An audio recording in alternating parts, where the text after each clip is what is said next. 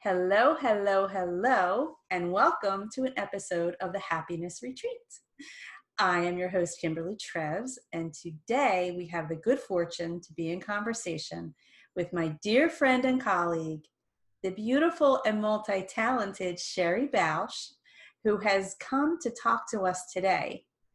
She could be talking about Ashtanga yoga or Reiki or meditation, but today we're going to be focusing on her inspiring us to practice our artistic expression through our soul.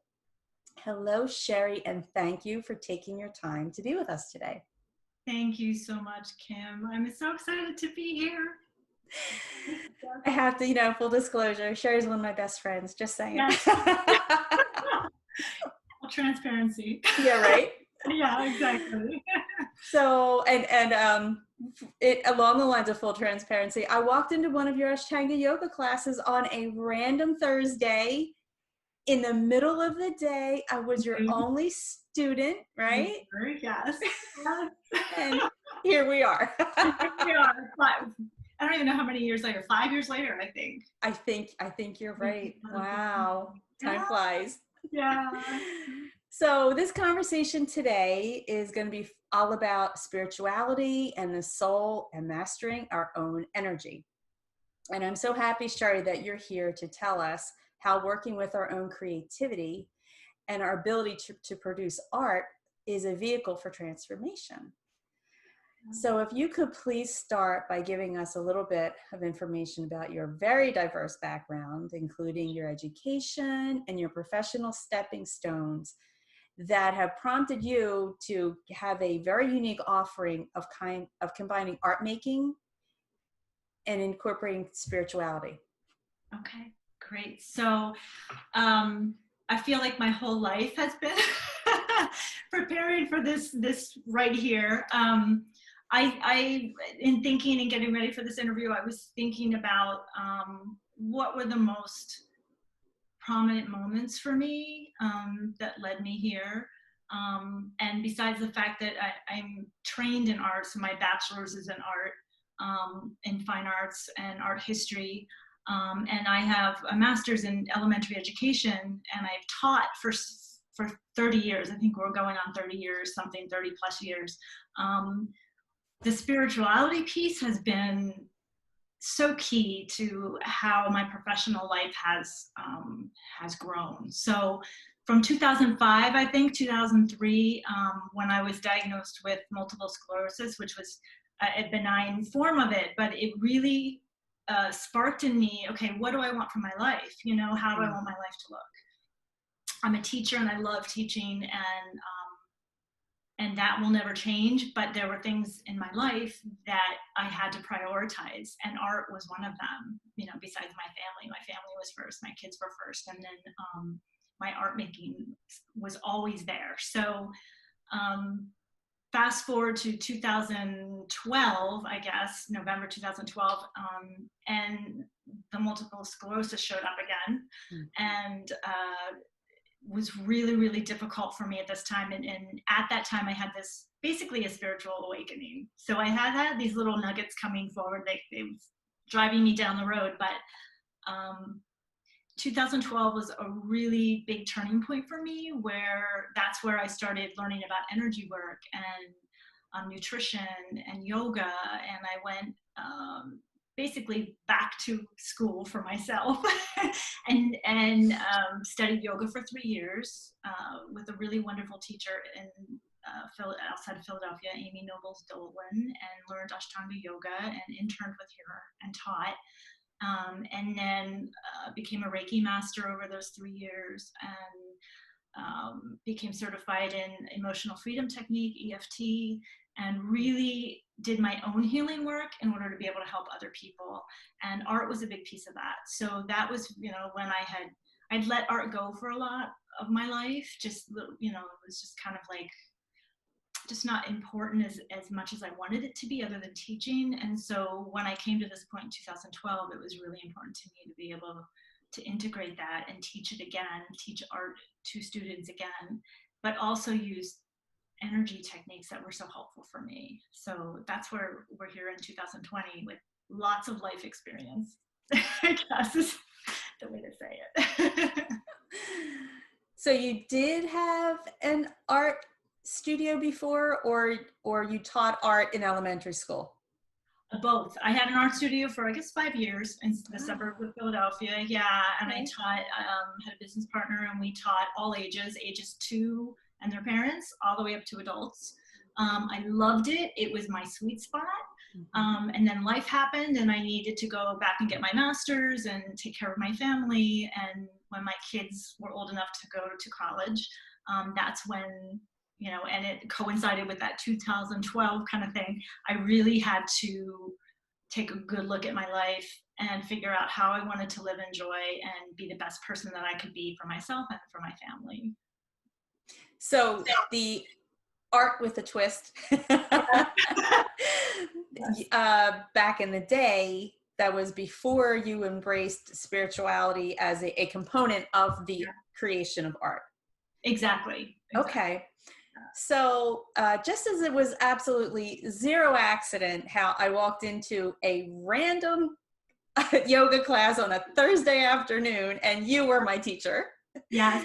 There are no accidents how your clients are finding you now. So can you tell me, when a new client finds you, what do they think the reason is that they've chosen to work with you? And what is that they think they're going to expect to get out of working with you? Yeah, good question. Normally what I hear is, I'm really, really stressed at work. I'm really, really stressed at home. Just need a break. I need to do something for me.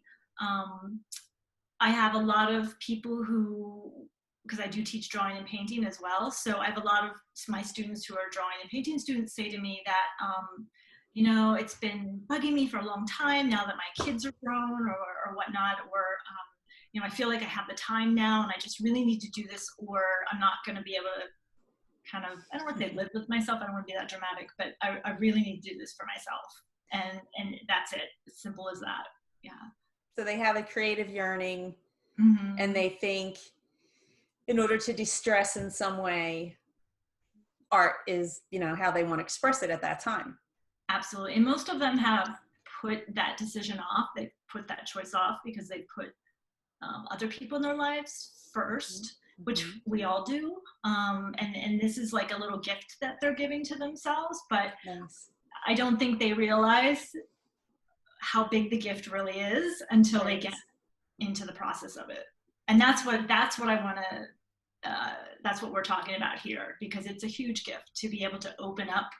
Art making is always vulnerable. It's always putting yourself out there. It's always pushing yourself to the limits. Even if you just are doing something and you enjoy it, there's always the next level where you're opening up and expanding, and it has so much growth to it in every aspect. So it's beautiful to watch. So when you're working with a client and you're trying to incorporate the spirituality, the energy into the art with them, for them, I'm not really too sure. How do you facilitate the energy? Do they learn about the energy aspect, or I don't know, how do you get them to the point where they can appreciate not just the art, but the energy that you are providing? Well, I guess first I have to clarify, some of my clients are students, and I teach them drawing and painting, and I teach them a specific kind of drawing and painting. Okay. And I work for an employer doing that. The other half of that is that people come to me for energy work, right? And there's that piece of it, and we talk about the creative piece. And I think 85 to about 90% of the people who come to me for energy work are creative people. So that kind of stuck in my head at one point. I was like, wait a minute, you know, I completely believe that we are creative beings, that's how we were born. And so there is an innate creative expression in us that is just yearning to come out and to grow. So yeah, that explains it.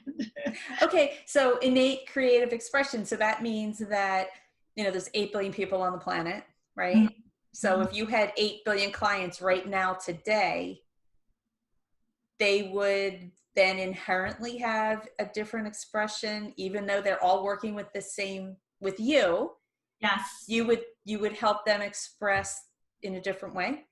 Yes. And I think the work that I've realized that I do is to really help people to move past whatever blocks or whatever expectations or whatever belief systems that they have or they have shown up with when they first come to me.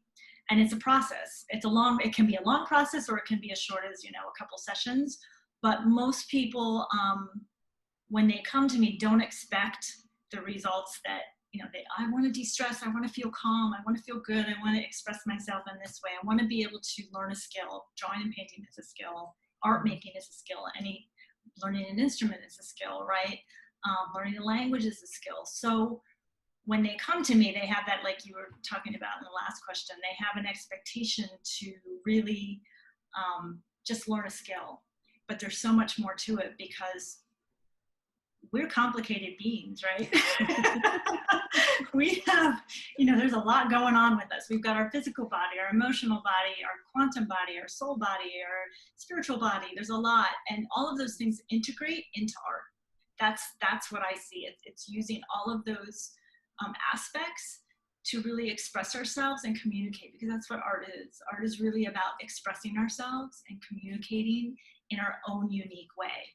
So when we talk about everyone's got their own energy signature and their own energy field that they're putting out, even though you and I are similar, we have our own ways of expressing, and our energy is coming through. So energy is just, it's particles, and we're solid form, but then there's the energy that is not solid form and that is floating around and really affects other people. So when you communicate through your art, or you express something through your art, there's an inherent energy in there that is affecting the viewer, or is affecting yourself. And you don't have to touch it. You can just be in that, you can just be viewing it. You can just be the observer, and you're still receiving that energy. And so whether, I have lots of students who do the same paintings or who make the same art, but it's not the same painting, if that makes sense. They might be painting the same subject, or they might be developing the same collage, or they might be working with the same materials, but it's never going to be the same piece, because that particular person has their own expression that's going into that piece. So then not only does it look different, it feels, it conveys, like, if it, I don't want to say the Mona Lisa isn't a work of art, but there are supermodels today that are prettier than that subject in that painting. Yes. But what that painting inspires in people, a regular photograph of a supermodel today probably would not inspire that same, emotion and feeling. So if I want to say you're creating Michelangelo's, I don't know, you're allowing people to really tap into themselves. Absolutely. And I mean, what is so fascinating about the Mona Lisa, besides what we actually see, is there is an emotion that comes out in that painting. Mm-hmm. So imagine what Leonardo da Vinci was feeling when he painted that, right?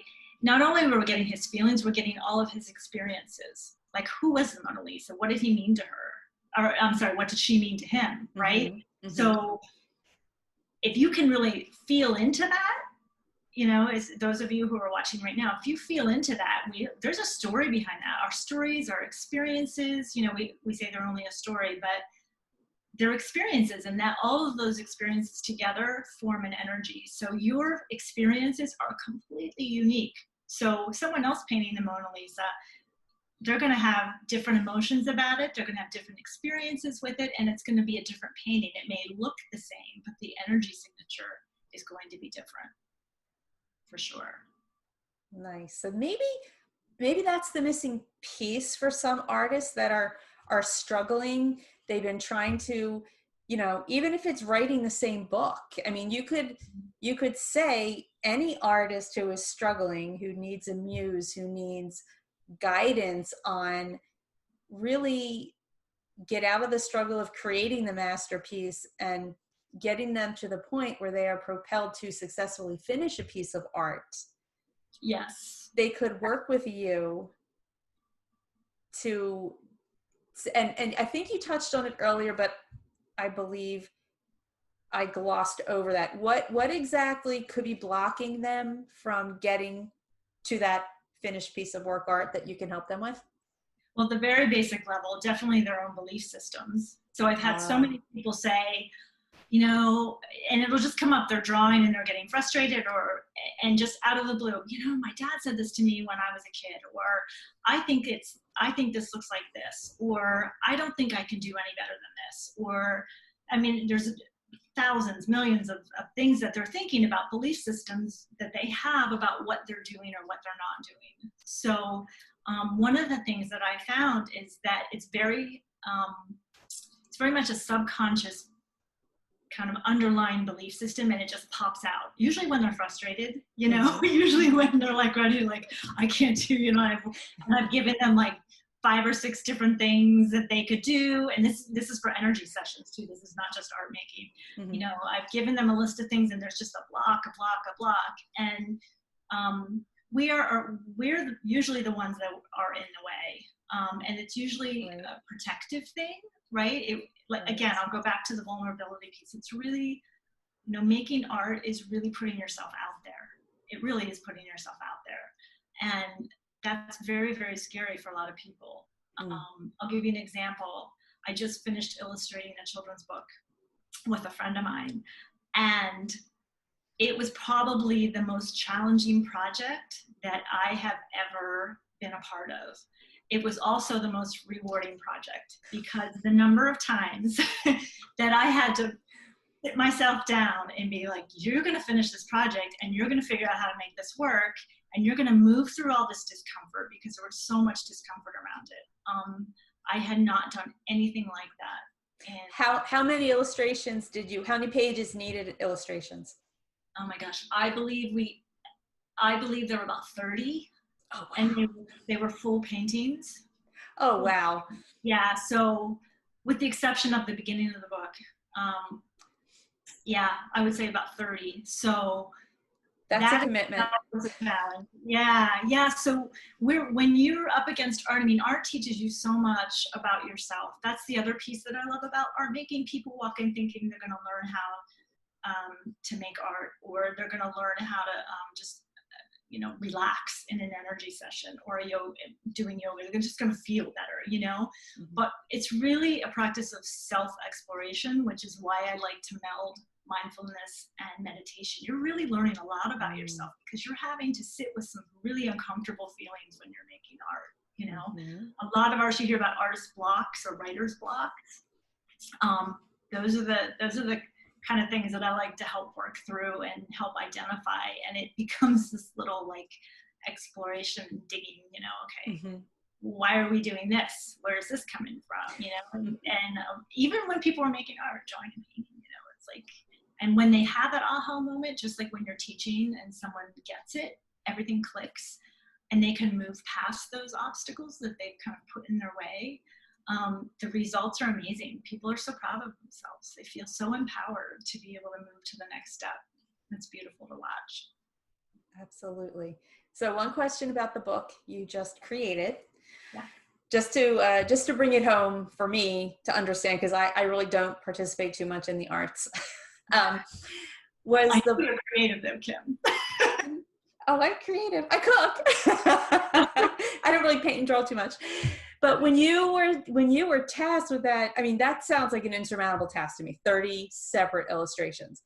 And you ran up against things. Was it, because this is going to inspire other people who are exactly where you were, was it a block between you understanding what the author wanted? Was it a block between the amount of detail or the color, or you know, what was the block and the frustration for you to have to make yourself sit and finish the project?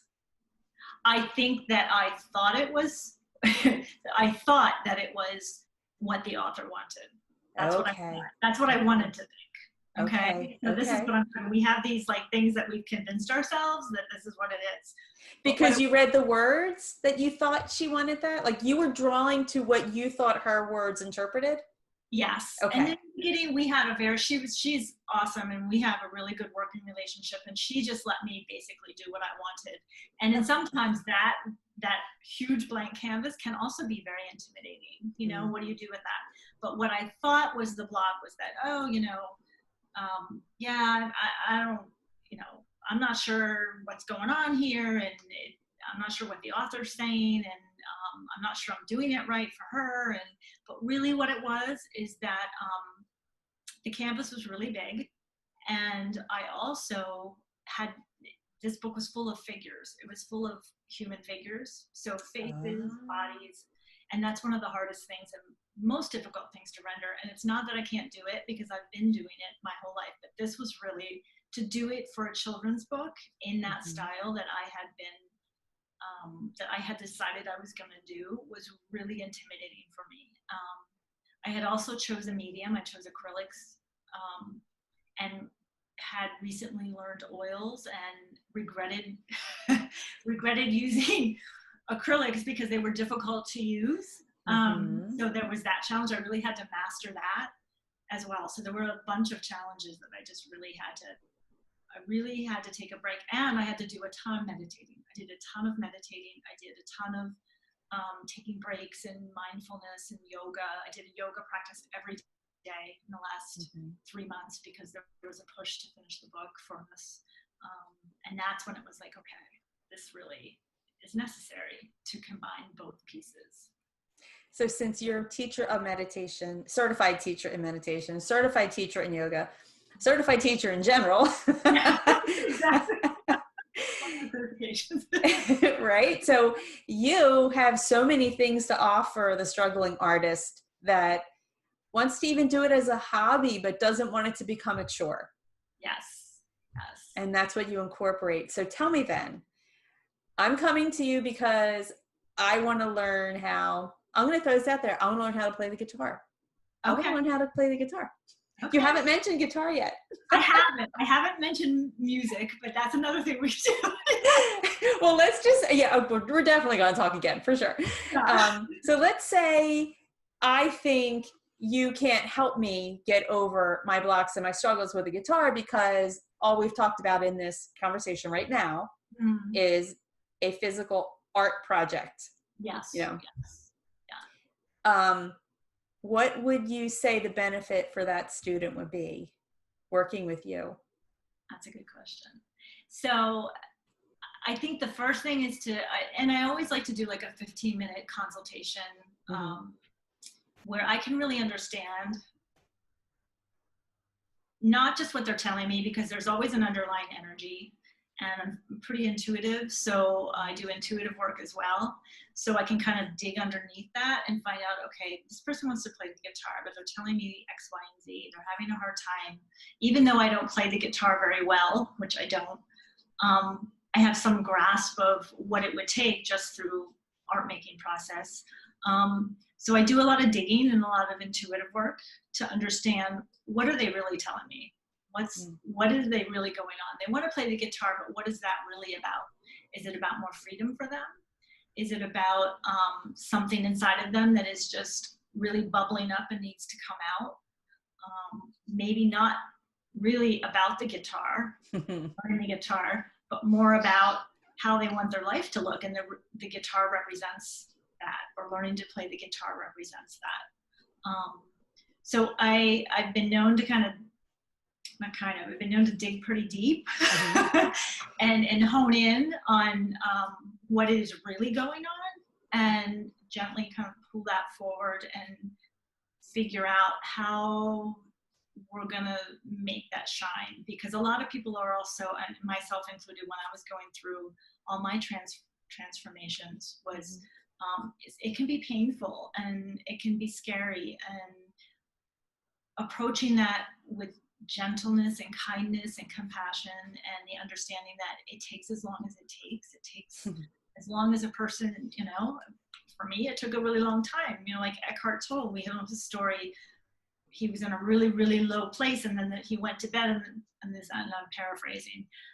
The next day he woke up and his whole world was Eckhart Tolle as we know him now, basically, you know. Mm-hmm. So that did not happen to me, and I understand that with other people too, that it's really a long process. So really working to do a little excavation, spiritual excavation is what I do through the medium of whatever art you're making. Yeah. Well, I can say that Sherri has provided so many beautiful energy sessions for me personally, and it had nothing to do with a paintbrush. So and likewise. It has been fabulous working with you. So tell everyone, how do you structure your client sessions? What are you offering? So they're very simple. I like simple. So I have 30-minute sessions, 60-minute and 90-minute sessions, all different price points. I keep it simple. I don't have packages because it's just, for me, it's too much to manage. I do want to offer for everyone who is watching this, if you are interested in sessions with me, that I do offer a discount. So if you just mention that you've seen this, 30% discount. Yeah, 30% discount for those of you who are watching. And then, yeah, it's, like I said, very straightforward. So these are, it sounds like private sessions. Private sessions, yes. Private sessions, remote sessions as well. Okay. I'm working on content that's available on my website as well. So I do have a YouTube channel that's Mindful Creative Life, no spaces, all one word, where I do lots of different things. I do wellness, I'm doing art, I do tiny cooking, like very tiny living is my thing. I really like that. I like simple and tiny. So yeah, I have a lot of aspects that I'm working on. Perfect. I love it. So with this video, with this interview, I'm going to be providing all the different media that you have provided me with so that people can contact you. Yes. And I just want to thank you, Sherri, for being you and bringing everything into the world that you bring into the world. And I want to thank you for joining us today, because I know how much I absolutely treasure all of your wisdom and all of your insights. And I know this information is touching people that are watching. Oh, thank you so much for having me. I love that you're doing this. I think this is amazing work, and it suits you so well. So you are fabulous, and I'm so grateful for our friendship. And I hope that this is helpful for people who are watching, for sure. It can't not be. I like that double negative. Exactly. Thank you. Thank you. And for everyone who is watching, I want to thank you so much for joining us for another episode of the Happiness Retreat. I hope you have gotten some inspiration, some motivation, some guidance, and some clarity in your own connection with your soul and in becoming the master of your own energy. So till next time, bye. Nice.